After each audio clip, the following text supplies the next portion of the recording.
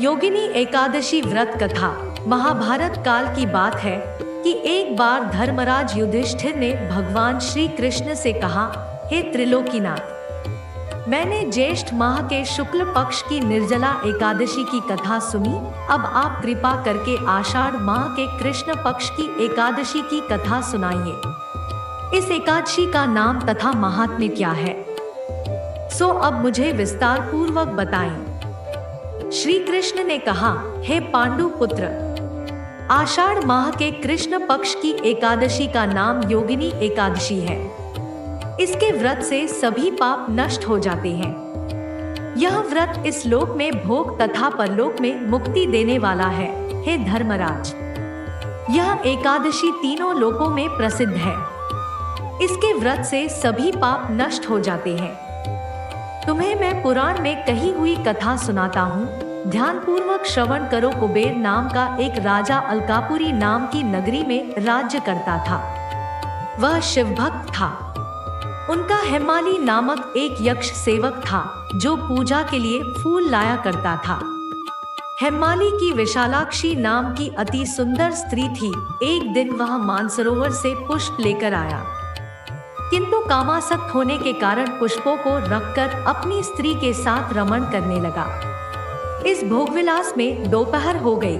हेमाली की राह देखते देखते जब राजा कुबेर को दोपहर हो गई तो उसने क्रोधपूर्वक अपने सेवकों को आज्ञा दी कि तुम लोग जाकर पता लगाओ कि हेमाली अभी तक पुष्प लेकर क्यों नहीं आया। जब सेवकों ने उसका पता लगा लिया तो राजा के पास जाकर बताया, हे राजन, वह हेमाली अपनी स्त्री के साथ रमण कर रहा है।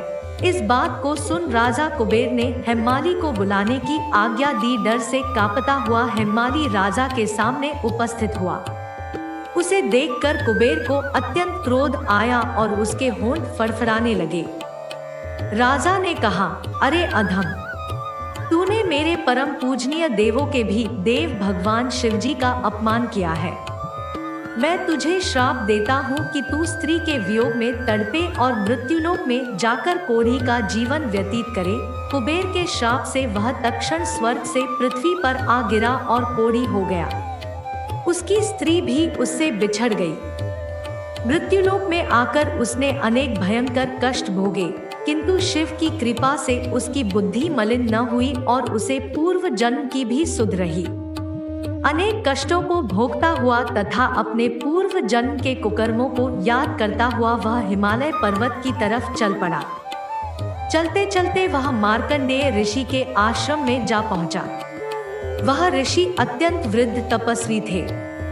वह दूसरे ब्रह्मा के समान प्रतीत हो रहे थे और उनका वह आश्रम ब्रह्मा की सभा के समान शोभा दे रहा था। ऋषि को देखकर हेमाली वहां गया और उन्हें प्रणाम करके उनके चरणों में गिर पड़ा। हेमाली को देखकर मार्कंडेय ऋषि ने कहा, तूने कौन से निकृष्ट कर्म किए हैं जिससे तू कोढ़ी हुआ और भयानक कष्ट भोग रहा है। महर्षि की बात सुनकर हेमाली बोला, हे मुनिश्रेष्ठ, मैं राजा कुबेर का अनुचर था। मेरा नाम हेमाली है। मैं प्रतिदिन मानसरोवर से फूल लाकर शिव पूजा के समय कुबेर को दिया करता था। एक दिन पत्नी सहवास के सुख में फंस जाने के कारण मुझे समय का ज्ञान ही नहीं रहा और दोपहर तक पुष्प न पहुंचा सका। तब उन्होंने मुझे श्राप दिया कि तू अपनी स्त्री का वियोग और मृत्युलोक में जाकर कोढ़ी बनकर दुख भोग। इस कारण मैं कोढ़ी हो गया हूँ तथा पृथ्वी पर आकर भयंकर कष्ट भोग रहा हूँ। आथा कृपा करके आप कोई ऐसा उपाय बतलाए जिससे मेरी मुक्ति हो। मार्कंडेय ऋषि ने कहा, हे हेमाली, तूने मेरे सम्मुख सत्य वचन कहे हैं, इसलिए मैं तेरे उद्धार के लिए एक व्रत बताता हूँ।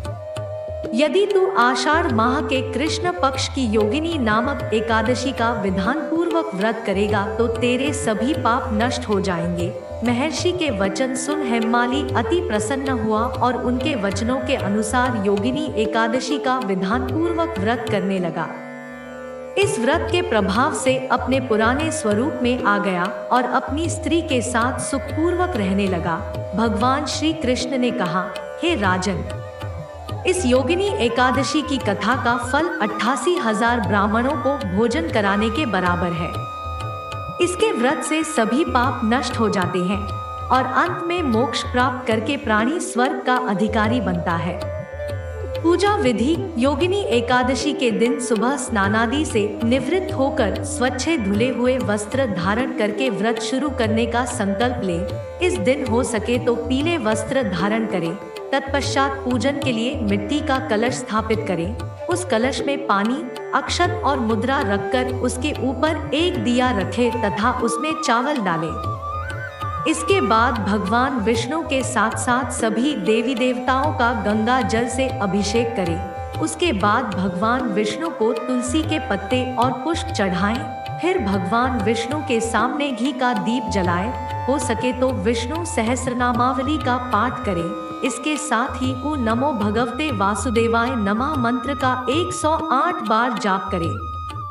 तत्पश्चात ऋतु फल का प्रसाद चढ़ाकर भगवान श्रीहरि का विधि विधान से पूजन करें। फिर एकादशी की कथा पढ़े अथवा श्रवण करें। अंत में श्री विष्णु जी की आरती करें। अगले दिन शुभ मुहूर्त पर पूजा करके व्रत का पारण करें। योगिनी एकादशी का महत्व व व्रत के लाभ। हिंदू धर्म ग्रंथों में हर एकादशी का अपना अलग महत्व बताया गया है। इन्हीं अलग अलग विशेषताओं के कारण इनके नाम भी भिन्न भिन्न रखे गए हैं। प्रत्येक वर्ष में 24 एकादशियां होती है। मल मास की एकादशियों को मिलाकर इनकी संख्या 26 हो जाती है।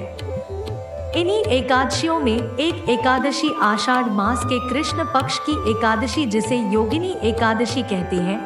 योगिनी एकादशी का व्रत करने से जीवन में समृद्धि और आनंद की प्राप्ति होती है।